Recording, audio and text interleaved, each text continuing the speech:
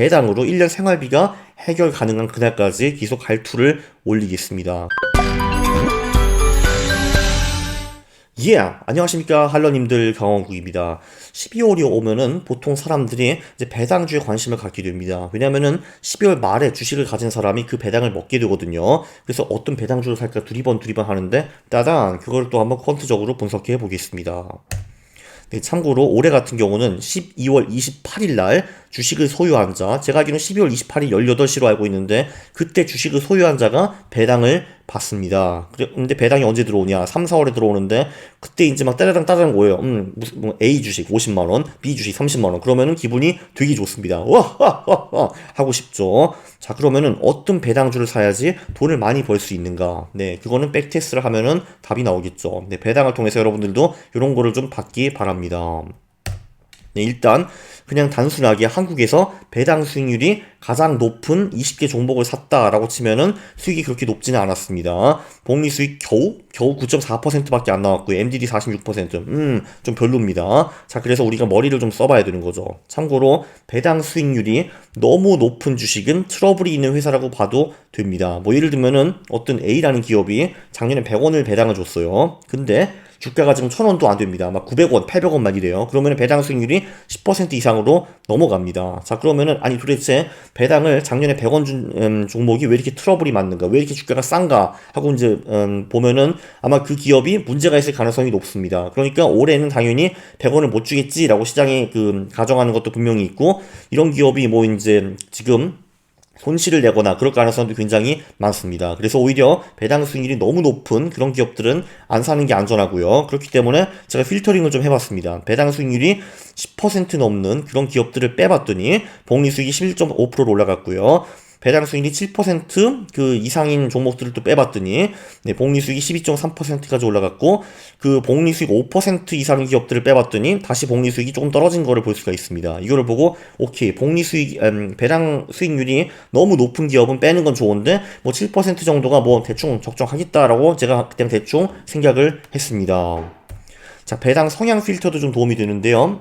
사실 배당 성향이라는 게 이제 총 순이익에 배당을 얼마 줬느냐 이런 건데, 그런데 아무래도 이제 이 배당을 너무 많이 주는 기업들, 그리고 또는 이제 순이익은 이만큼 벌었는데 배당을 쥐꼬리밖에 안 주는 기업들, 특히 쥐꼬리밖에 안 주는 기업들은 배당주라고 사실 할 수는 없겠죠. 그래서 저도 한번 필터링을 넣어봤는데 배당 성향이 20% 이상의 기업들만 고려를 해봤더니만 복리 수익이 14%까지 올라갔고, 배당 성향이 30% 40% 높은 기업들을 보니까 네, 복리 수익이 좀 더 떨어졌다는 것을 볼 수 있었습니다. 그러니까 이제 오케이, 배당주를 선택을 하되 배당 수익률이 7% 이상인 기업들은 빼고, 그리고 배당 성향이 20% 이하인 기업들을 빼는 건 나쁘지 않겠네 라고 생각을 했습니다. 자, 복리 14%까지 올라왔습니다. 조금 더 이제 해보고 싶은데 여기서 이제 너무 비싸고 불량한 기업들을 좀 빼보겠습니다. 그러니까 PCR가 10 이상, PBR가 3 이상, 차익도 200% 이상 이런 기업들을 제거를 해봤더만 네, 수익률이 많이 오르진 않았습니다. 14.2%인데요. 네, MDD는 44%. 자, 그러니까 지금까지 들어간 필터가 배당 수익률 7% 이상 제거, 그리고 배당 성향 20% 이하 제거, 그리고 PCR 10 이상, PBR 3 이상, 차익도 200% 이상 기업을 제거했습니다. 자, 그럼 이제 마지막 파이널 타추가 하나 남아있죠.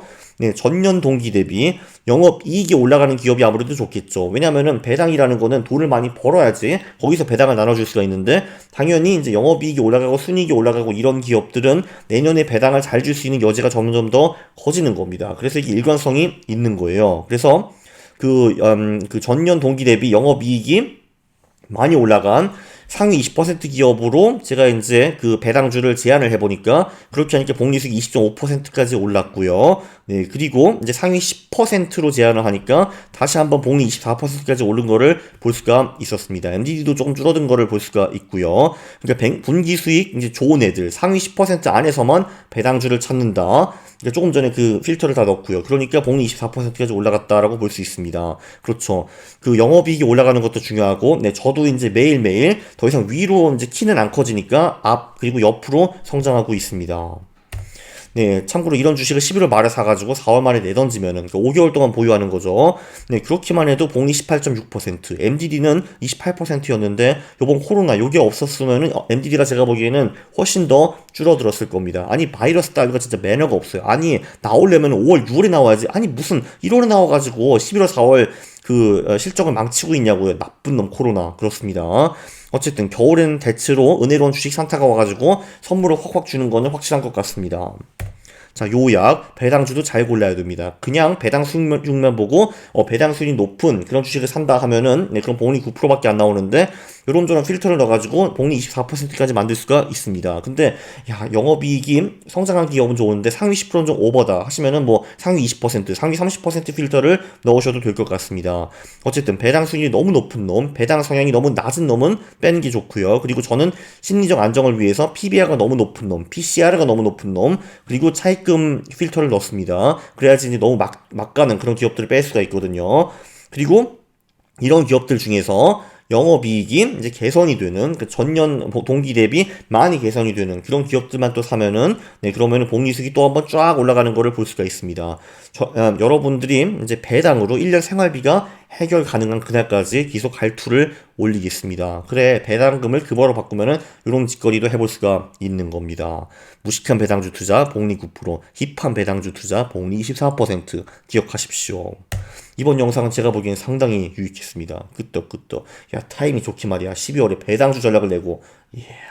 네, 동의하시면 구독을 하시고 널리 알려주시고요. 네, 그리고 좋아요를 누르는 겁니다. 싫어요를 누르면 제가 매우 싫어합니다. 감사합니다.